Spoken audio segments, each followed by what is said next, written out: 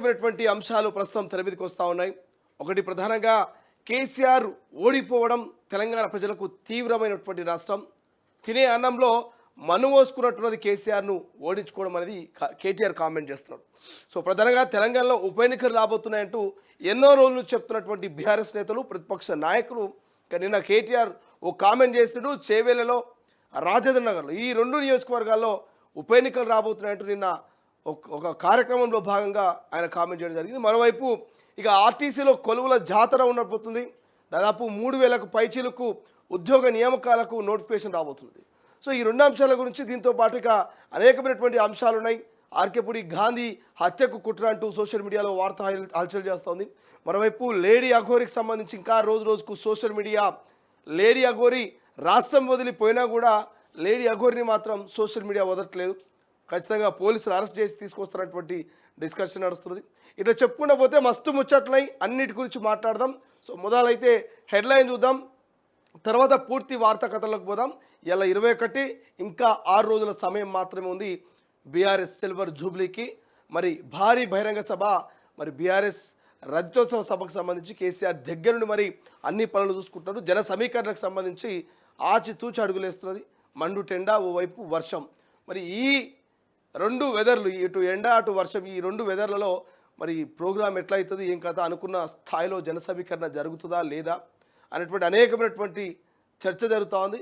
మాట్లాడదాం. ఒకసారి హెడ్లైన్లకు పోదాం, తర్వాత పూర్తి వార్త కథలకు పోయి చూసే ప్రయత్నం చేద్దాం. రైట్, మొదటగా మన తొలి వెలుగు ఈ పేపర్ నుంచి మొదలు పెడితే, రేవంత్కు చిరు సపోర్ట్, ప్రభుత్వంతో కలిసి నడుద్దాం, డ్రగ్స్ను పూర్తిగా నిర్మూలిద్దాం, యువత డ్రగ్స్కు దూరంగా ఉండాలి, వ్యసనాలకు బానిసలుగా మారుద్దు, మెగాస్టార్ చిరంజీవి పిలుపు. ఇక మరో వార్త చూస్తే, విల్లాలు కూల్చేస్తారా, ఎమ్మెల్యే వసంతకు షాక్ ఇచ్చిన అధికారులు. ఇక ఆఫీస్పేట భూముల ప్రభుత్వానివే, నిషేధిత జాబితాలో సర్వే నెంబర్ 79లోని భూములు స్పష్టం చేసిన జిల్లా కలెక్టర్. అధికారులు మొత్తం 39.8 ఎకరాల భూమి ఆక్రమణ, ఇప్పటికే దాదాపు 15 ఎకరాల్లో కోట్ల రూపాయల విల్లాలట. 5 ఎకరాలు రైల్వే ట్రాక్ కోసం అప్పగింత, మిగిలిన 20 ఎకరాల భూమిలో నిర్మాణాలు కూల్చేసిన హైడ్రా. ఆ భూములు తనవే అంటున్న ఎమ్మెల్యే వసంత. అవసరమైతే న్యాయస్థానంలో తేల్చుకుంటారంటూ సవాల్. ఇక 79/1 సర్వే నెంబర్ పేరిట రిజిస్ట్రేషన్ పత్రాలు, అసలు సర్వే నెంబర్ 79/1 లేదంటున్న అధికారులు. 15 ఎకరాల్లో ఉన్న విల్లాలు యజమానుల్లో టెన్షన్ అట. చూడాలి ఆఫీస్పేట భూముల విషయంలో ఏమవుతుందో. ఇప్పటికే హైడ్రా కూల్చేస్తున్నది. ఇక మరోవైపు హైడ్రా స్థానంలో కోబ్రానట. బీఆర్ఎస్ మళ్ళీ వస్తే తీసుకొస్తాం, కాంగ్రెస్ నాయకుల పని కబ్జాలే, ఎవరికి దొరికింది వారు దోచేస్తున్నారు, కబ్జా భూముల్ని తిరిగి తీసుకుంటాం. బీఆర్ఎస్ నేత కార్తిక్ రెడ్డి సంచలనం, కేటీఆర్ సమక్షంలో రేవంత్పై ఫైర్ అట. హైడ్రాపై బీఆర్ఎస్ నేత పట్లొల్ల కార్తిక్ రెడ్డి సంచలన వ్యాఖ్యలు చేశారు. ఇక ఆదివారం తెలంగాణ భవన్లో జరిగిన సమావేశంలో ఈ మేరకు హాట్ కామెంట్ చేశారు ఆయన. పార్టీ వర్కింగ్ ప్రెసిడెంట్ కేటీఆర్ సమక్షంలో సీఎం రేవంత్పై కార్తిక్ రెడ్డి విరుచుకుపడ్డారు. బీఆర్ఎస్ అధికారంలోకి వస్తే హైడ్రా స్థానంలో కొత్తగా కోబ్రా తీసుకొస్తామని చెప్పారు. కాంగ్రెస్ నాయకులు చేసిన కబ్జాను చూసిన భూములను కోబ్రాతో స్వాధీనం చేసుకుంటామంటూ కార్తిక్ రెడ్డి సంచలన వ్యాఖ్యలు చేశారు. ఇది కబ్జాల్ని రిటర్న్ తీసుకోనికే కోబ్రా తీసుకొస్తున్నాం అనట్లేదు. కాంగ్రెస్ పార్టీ మీద ఏదో రివెంజ్ తీసుకుందాం, కాంగ్రెస్ హైడ్రా తెచ్చింది, మేము కోబ్రా తెస్తున్నాం, కాంగ్రెస్ మా మీద ఎక్కడికక్కడ తప్పుడు కేసులు పెడుతున్నటువంటి ఒక ఇంటెన్షన్ తోటి వాళ్ళు హైడ్రా తీసుకొచ్చి మమ్మల్ని ఇబ్బంది పాలు చేస్తే, మేము కోబ్రా తీసుకొచ్చి మేము అధికారంలోకి వచ్చినాక మేము వాళ్ళని ఇబ్బంది పాలు చేస్తాం అన్నట్టున్నది. ఇది ఏదో రివెంజ్ పాలిటిక్స్లే కనిపిస్తున్నాయి తప్ప ఇక్కడ ప్రజల కోసమో ప్రజా శ్రేయస్ కోసమో కోబ్రా తెస్తున్నట్టు మనకు అనిపించట్లేదు. అఘోరీ శ్రీవర్షిని అరెస్ట్, ఇద్దరి కోసము పోలీసులు గాలింపు, కేదార్నాథ్కు వెళ్ళిన ప్రత్యేక బృందం. ఇక భయంతో ఫోన్ స్విచ్ ఆఫ్ చేసిన అఘోరీ శ్రీవర్షిని ఇద్దరిపైన ఇప్పటికే 2 కేసులట. ఇక ట్రాన్స్జెండర్ కమ్యూనిటీ సంచలన వార్నింగ్ ఇచ్చిందట. సో ఒకసారి మనం చూస్తున్నాం, ఇక్కడ లవ్ సింబల్తో అఘోరీ శ్రీవర్షిని అరెస్ట్ అంటూ వార్త కనిపిస్తుంది. ఇక ఏది ఓపెన్ చేస్తే కూడా ఈ అఘోరీ శ్రీవర్షిని గురించి ఉన్నది ముచ్చట, వేరే ఏ ముచ్చట కనిపించట్లేదు. ఆర్కేపూడి గాంధీ హత్యకు కుట్ర, ఎమ్మెల్యే వాట్సాప్కి బెదిరింపు మెసేజ్, కత్తులతో దాడి చేస్తారంటూ వార్నింగ్, గోశాలకు వెళ్లే టైంలో దాడికి స్కెచ్, సోషల్ మీడియాలో జోరుగా ప్రచారం, బీఆర్ఎస్ వాళ్ళ పనేనంటూ కాంగ్రెస్ నేతలు. సో ఆర్కేపూడి గాంధీ పార్టీ మారిన వ్యక్తి మీ అందరికీ తెలుసు.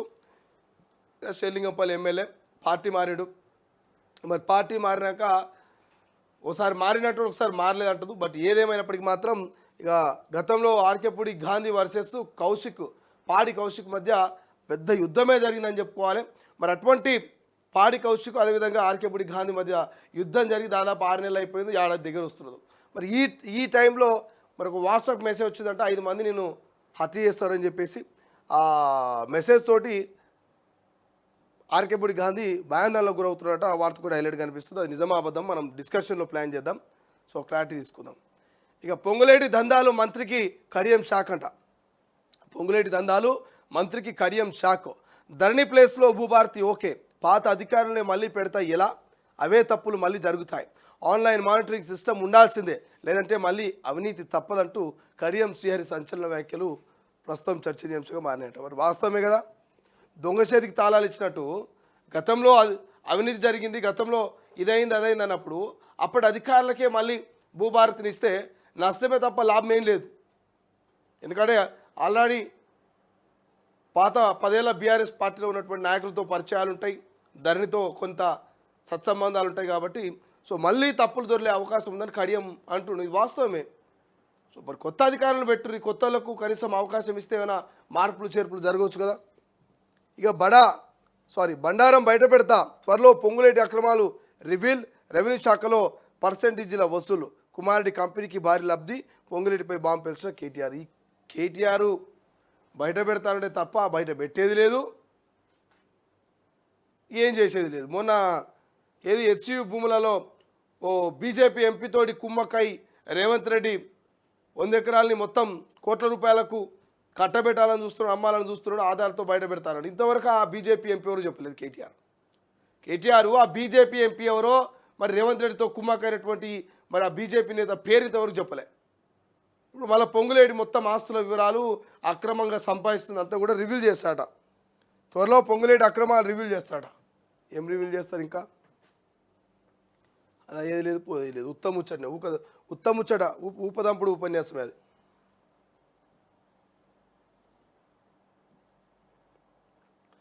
హైదరాబాద్లో ఏకో టౌన్ జపాన్ సంస్థలతో తెలంగాణ ప్రభుత్వ ఒప్పందం, పర్యావరణ పరిరక్షణ మా లక్ష్యం అంటూ సీఎం. ఇక మురాసాకి ప్రాజెక్టును సందర్శించిన రేవంత్ రెడ్డి బృందం. సార్ జపాన్లో ఉన్నాడు, మరి ముఖ్యమంత్రి గారు రేపు వస్తారేమో తిరిగి తెలంగాణకు. రేపు 22వ తారీఖు కదా, రేపు వచ్చే అవకాశం ఉంటుంది. ఇక జపాన్లో సాంప్రదాయ దుస్తులతోటి కనిపిస్తూ ఉన్నాడు. ఆపత్కాలంలో ఆపన్న హస్తం, సీఎం సహాయ నిధి కింద రికార్డు స్థాయిలో చేయిత, 17 నెలల్లో 1000 కోట్లకు పైగా ఆర్థిక సాయం, అక్రమాలను అడ్డుకునేలా ఆన్లైన్ వ్యవస్థ, ప్రతి దశలోనూ లబ్ధిదారులకు సమాచారమట. పాతాళంలోకి గంగా, పడిపోతున్న భూగర్భ జల మట్టాలు, పెరిగిన ఎండలు, భారీగా నీటి వినియోగం, మార్చిలో 9.91 మీటర్ల వద్ద సగటు నీటి మట్టమట. సో రోజుకు మరి వాటర్ అంతా కూడా గ్రౌండ్ లెవెల్లో పడిపోతూ ఉంది. ఇటు హైదరాబాద్ కావచ్చు, అటు బెంగళూరు కావచ్చు, మొత్తం ఎక్కడికి పోయినా కూడా వాటర్తో చాలా ఇబ్బందులు పడుతూ ఉన్నారు. సో దయచేసి నీళ్ళని సేవ్ చేయండి. నీళ్ళని సేవ్ చేయకపోతే భవిష్యత్ తరమంతా కూడా ప్రశ్నార్థకంగా ఉంటుంది. ఇక కర్ణాటక మాజీ డీజీపీ హత్య, భార్య హంతకురాలు, ఆస్తి వివాదాలు, కుటుంబ తగాదాలతో దారుణమట. పాపం కట్టుకున్న భార్యని చంపించిందంట మాజీ డీజీపీని. ఇక డేంజర్ జోన్ సమీపంలో సహాయక చర్యలట. ఎస్ఎల్బీసీ టన్నెల్లో ప్రమాదం జరిగిన ప్రాంతం వద్ద భారీగా నీళ్లు వస్తూ ఉన్నాయి, బయటికి పంపించే చర్యల్లో సిబ్బంది. ఇక్కడ చూడండి, పెద్ద పెద్ద మోటార్లు పెట్టి నీళ్లు బయటకు పంపించినా కూడా ఇట్లా ధార పడతా ఉంది. ఎస్ఎల్బీసీ మీ అందరికీ తెలుసు 55 నుంచి 60 రోజులు అవుతుంది ఇప్పటివరకు. ఇంకా నీళ్లు తొలగిస్తున్నప్పటికీ కూడా నీళ్లు పోతూనే ఉన్నాయి, వస్తూనే ఉన్నాయి. రైట్. స్మార్ట్ సిటీ మిషన్ పనులు బంద్ అంట. గత నెల 31తో ముగిసిన గడువు, నిధులున్న పనులు కొనసాగింపై కొరవడి స్పష్టతనట. వరంగల్లో 271 కోట్ల పనులు పెండింగ్లో ఉన్నాయట. ఒకసారి ఆంధ్రజ్యోతి హెడ్లైన్ చూస్తే, ఆర్టీసీలో కొలువుల జాతర, 3038 పోస్టుల భర్తీకి త్వరలో నోటిఫికేషన్, ఎస్సీ వర్గీకరణతో నియామకాలకు మార్గం సుగమం, రవాణా శాఖ మంత్రి పొన్నం ప్రభాకర్. ఇక నిరుద్యోగులు సద్వినియోగం చేసుకోవాలంటూ సూచన, మహాలక్ష్మితో మహిళలకు 5500 కోట్ల లబ్ధి అట. రైట్. క్యాన్సర్ పరీక్షలు ఫ్రీ, 18 ఏళ్ళు దాటిన వారందరికీ సర్కార్ నిర్ణయం అట. సో మరి ఎప్పుడనేది చూడాలి, బట్ మెల్ల షురు అవుతుంది. ఇక హైదరాబాద్లో ఏకో టౌన్, జపాన్లో కిటాక్షిష్ మాదిరిగా భాగ్యనగరం, భవిష్యత్తు తరాలకు ఆహ్లాదకరమైనటువంటి వాతావరణం, పర్యావరణ పరిరక్షణకు కట్టుబడి ఉన్నాం. రేవంత్ ఇక కిటాక్షు నగరాన్ని సందర్శించిన ముఖ్యమంత్రి. జపాన్ సంస్థలతో తెలంగాణ సర్కారుకు ఒప్పందం. హైదరాబాద్లో జపానీస్ పాఠశాల ఏర్పాటు యోచనట. యూత్ అంకుల్స్, యంగ్ ఆంటీస్ పెరుగుతున్న ఆయుర్దాయంతో నడవయస్సు భావన ఆలస్యం. ఒకప్పుడు 20 ఏళ్ళలోపే పెళ్లిళ్ళు చేసుకుంటోళ్ళు, ఇప్పుడు 40 ఏళ్లకే మధ్య వయస్సు భావన. మనకు స్వతంత్రం వచ్చే నాటికి సగటు జీవితకాలం 32 ఏళ్ళు. ఇది 2021 నాటికి 67.2 ఏళ్ళు. ఇక 2050 నాటికి 76 సంవత్సరాలు. జీవితం మొదలయ్యేది 4 అంటున్న నేటి తరం. 50 సంవత్సరాలు వచ్చిన అందం, ఫిట్నెస్పై తరగని శ్రద్ధ. అంటే ఇక్కడ ముఖ్య ఉద్దేశం ఏంటంటే గతంలో 20-22 ఏళ్ళకి పెళ్లి చేసుకునేది, ఇప్పుడు 4-10 అంటే 40 ఏళ్ళ వచ్చినా కూడా పెళ్ళి అంటే వాళ్ళు ఇంకా వెనకాల చేస్తున్నారు యువత.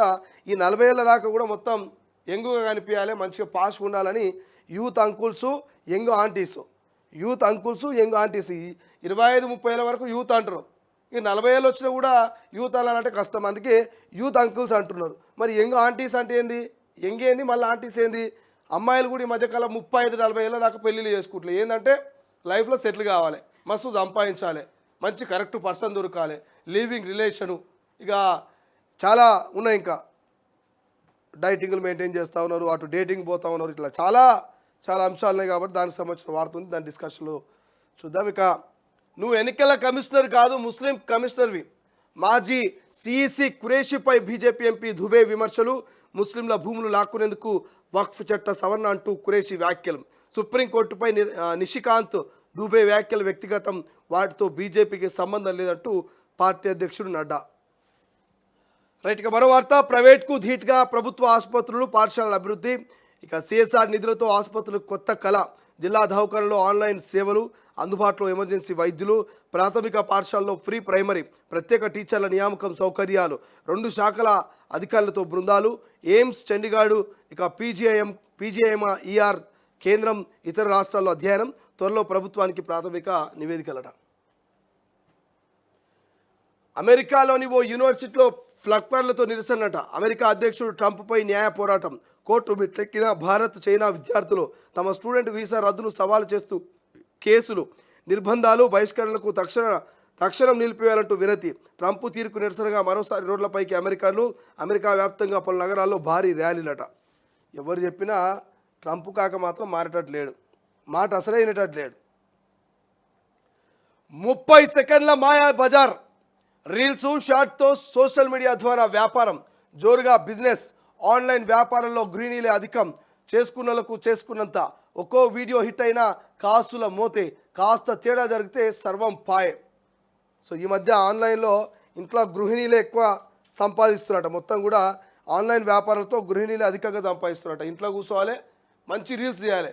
ఇక చూడు ఈ శారీ ఎట్లుంది, ఇక చూడు ఈ డ్రెస్ ఎట్లుంది, ఇక ఇక్కడికి పోరి అక్కడికి పోరి, డిస్కౌంట్ ఆర్డర్ డిస్కౌంట్ చెప్పేసి ఇంట్లో కూర్చున్న లేడీసే బాగా సంపాదిస్తున్నారట. 30 సెకండ్స్లో వీడియో తీసి, షార్ట్ వీడియోస్ తీసి ఎట్లయితే సంపాదిస్తారో అట్లా చిన్న తప్పు జరిగితే అట్లే కుప్పకూలిపోతున్నారట.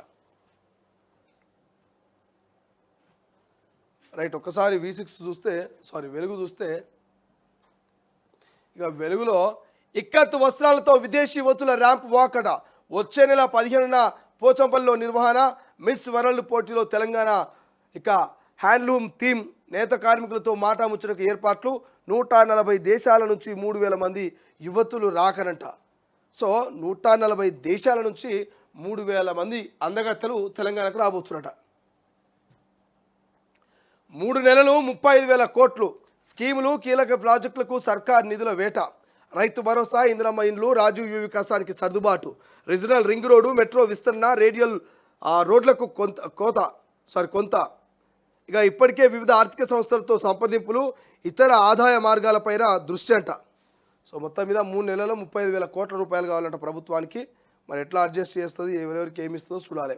ఇక హైదరాబాద్లో ఎకో టౌన్ అనేది ఒక హైలైట్ కనిపిస్తుంది. ఇంతకుముందు మనం చూసుకున్నాం.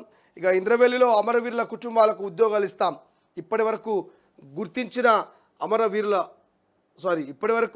గుర్తించని అమరుల వివరాలు సేకరిస్తాం. ఇంద్రవెల్లి అమరవీరుల సంస్మరణ దినోత్సవంలో మంత్రి సీతక్క వెల్లడి. ఆదివాసులది త్యాగాల జాతి అని ప్రశంస. తొలిసారిగా ప్రభుత్వ ఆధ్వర్యంలో కార్యక్రమం. భారీగా తరలి వచ్చిన ఆదివాసీలు. ఇక ఆర్టీసీలో 3038 కొలువులు అంటూ వార్త కనిపిస్తుంది. త్వరలోనే నోటిఫికేషన్ రిలీజ్ చేస్తామంటూ పొన్నం. డ్రైవర్లు 2000 అంట, శ్రామిక్ అంటే 843 మంది. ఇక deputy superintendent traffic 84, deputy superintendent mechanical 114 పోస్టులు. మొత్తం నిరుద్యోగులు సద్వినియోగం చేసుకోవాలంటూ మంత్రి సూచనట. కేసీఆర్ను మళ్ళీ సీఎం చేయడమే చారిత్రక అవసరం. ఆయన ఓటమితో తెలంగాణకు తీవ్ర నష్టం. కాంగ్రెస్ని గెలిపించి తినే అన్నంలో మన్ను పోసుకున్నాం. చంద్రబాబు మంచి పాలన చేసిండు, ఐటీ కంపెనీలు తెచ్చిండు. చేవెళ్ళే రాజేంద్రనగర్ నియోజకవర్గాలకు ఉప ఎన్నికలు ఖాయమంటూ కామెంటు చేస్తున్నాడు కేటీఆర్ గారు. సో తినే అన్నంలో కాంగ్రెస్ని గెలిపించుకొని మన్ను పోసుకురట. కేసీఆర్ ఉంటే ఇంకా బాగుండేదట. కేసీఆర్ ఓటమి తీవ్ర నష్టమట తెలంగాణ ప్రజలకు. దేనికి నష్టం? మీకు, మీ కుటుంబానికి, మీ పార్టీకి నష్టమై ఉండొచ్చు. ఎందుకంటే సంపాదన తక్కువ కావచ్చు, ప్రాజెక్టులు లేక, భూముల కబ్జాలు లేక, అనేకమైనటువంటి అంశాలతో మీరు ఇబ్బందులు పడుతుండొచ్చు. కానీ తెలంగాణ ప్రజలు సుఖ సంతోషాలతో, అనేకమైనటువంటి అభివృద్ధి కార్యక్రమాలతో ప్రశాంతంగా ఉన్నారు ఇందిరమ్మ రాజ్యంలో అని కాంగ్రెస్ వాళ్ళు అంటున్నారు. సో మరి ఎవరి నిజము ఏందనేది మనం డిస్కషన్ చేద్దాం. వీళ్ళేమో నష్టపోయింది అంటున్నారు, వాళ్ళేమో మీ అధికారం పోయినందుకు మీరు నష్టపోయినచ్చు కానీ తెలంగాణ ప్రజలు నష్టపోలేరు, ఇందిరమ్మ రాజ్యంలో ప్రజాపాలన అద్భుతంగా ఉన్నారనేమో కాంగ్రెస్ వాళ్ళు అంటున్నారు. సో ఎవరిది వాస్తవం అనేది మనం డిస్కషన్లో మాట్లాడదాం. ఇక సర్కార్ బడులు, ఆసుపత్రులు కార్పొరేట్కు ధీటుగా అంటూ వార్త హైలైట్ కనిపిస్తుంది. మరోవైపు కర్ణాటక మాజీ డీజీపీ హత్య అనేది హైలైట్ కనిపిస్తుంది. ఒక్కసారి దిశలో చూద్దాం. దిశలో అనర్హులైతే కార్లు సరెండర్ చేయండి తహసీల్దార్ కార్యంలో తొలగింపు ప్రక్రియ. రాష్ట్రంలో 9 నుంచి 12% బోగస్ రేషన్ కార్డులట. స్వచ్ఛందంగా వదులుకుంటే చర్యలు ఉండవు. ప్రభుత్వం గుర్తిస్తే పొందిన ఫలాలని రికవరీ. హెచ్చరిస్తున్న అధికారులు సర్వేకు సిద్ధమట. కారు, బంగ్లా ఉన్న కార్డుకు పేదోళ్ళమే. తెల్ల రేషన్ కార్డు కోసం తీరొక్క వేషాలట. అనర్హులమని తెలిసిన ఆరాటం, తెచ్చిన బియ్యం తినకుండా బ్లాక్ మార్కెట్కు. ఇక సర్కార్ సన్న బియ్యం ఇస్తున్న ఆగని అమ్మకాలు. కార్డు గివ్ ఇట్ అప్ అంటే ఆస్తులు అమ్మినట్టుగా ఫీల్ అవుతున్నారట. ఇది వాస్తవమా కదా? తెలంగాణలో ఎంతోమంది నిరుపేద కుటుంబాలు ఉన్నాయి. సో వాళ్ళని కాదని చాలామంది ఇంట్లో 2-3 లగ్జరీ కార్లు ఉంటాయి, మంచిగా బుల్లెట్ లాంటి హైఫై బైకులు ఉంటాయి, హై రేంజ్ బైకులు ఉంటాయి, మంచి బంగ్లా ఉంటుంది. ఇవన్నీ ఉండి కూడా వాళ్ళు పేదోళ్ళ లెక్క ఫీల్ అయిపోతున్నారట. తెల్ల రేషన్ కార్డు తీసుకుంటారట. మరి తెల్ల రేషన్ కార్డు వస్తున్నటువంటి బియ్యాన్ని తింటున్నా అంటే తినరట. మంచి అందమైన బంగ్లా పెట్టుకొని, కార్లు పెట్టుకొని, బైకులు పెట్టుకొని వాడు రేషన్ బియ్యం తింటాడా? తినడు కదా. వద్దురా నాయన నీకు రేషన్ బియ్యము, మరి నువ్వు అనర్హుడివి. అర్హుడు అంటే బిలో పావర్టీ, దారిద్ర్య రేఖకు దిగువ ఉన్న వాళ్ళు, బిలో పావర్టీ లైన్లో ఉన్న వాళ్ళంతా కూడా పేదోళ్ళు. వాళ్ళు తింటారు సన్న బియ్యం పువ్వ, వాళ్ళకు తెల్ల రేషన్ కార్డు ఇవ్వాలి, నీకు అవసరం లేదంటే ఇక వదులుకుంటలేరట. కారు, బంగ్లా అన్నీ పెట్టుకొని కూడా మాకు తెల్ల రేషన్ కార్డు కావాలి, మేము నిజమైన పేదోళ్ళమని అనేకమైనటువంటి ఇగమత్తులు, కథలు, కరకాలను పడుతున్నట. సో డిస్కషన్ చేద్దాం. మరి ఆ బోగస్ రేషన్ కార్డులను ఎత్తేసే పరిస్థితిలో, వేరు వేసే పరిస్థితిలో రాష్ట్ర ప్రభుత్వం ఉందట. ఇక రజతోత్సవ సభకు వెళ్లేందుకు సూర్యాపేటలో ఎడ్ల బండ్లను సిద్ధం చేస్తున్న రైతులు, కార్యకర్తలు అంటూ వార్త హైలైట్ కనిపిస్తుంది మనకు దిశలో. హైదరాబాద్లో ఎకో టౌన్ అనేది ఒకటి హైలైట్ కనిపిస్తుంది. ఇక టీజీఎస్ ఆర్టీసీలో 3038 కొలువులు అనేది హైలైట్ కనిపిస్తుంది దిశలో. కామన్గా ఇక బడాచోర్లు కలిసి దారుసలాంలో సభ అంటూ కాంగ్రెస్ ప్రోత్సాహంతోనే ఎంఐఎం నిర్వహణ అంటూ ఒకటి బండి సంజయ్ వార్త హైలైట్ కనిపిస్తుంది. మరోవైపు రిజెక్టులు, నెగిటివ్ రిపోర్ట్లు, రెవెన్యూ డిఫరెన్షియేషన్ అర్థం చేసుకొని ఆఫీసర్లు అంటూ వార్త హైలైట్ కనిపిస్తుంది. ఇది ఒక్కసారి స్వేచ్ఛలో చూస్తే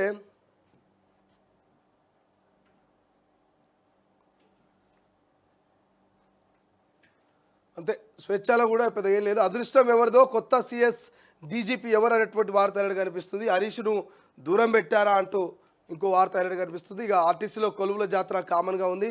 గిరిజనులకు డయాగ్నోస్టిక్ సేవలు. సో ఏటూరు, నాగారం, మన్ననూరు, భద్రాచలం హబ్స్.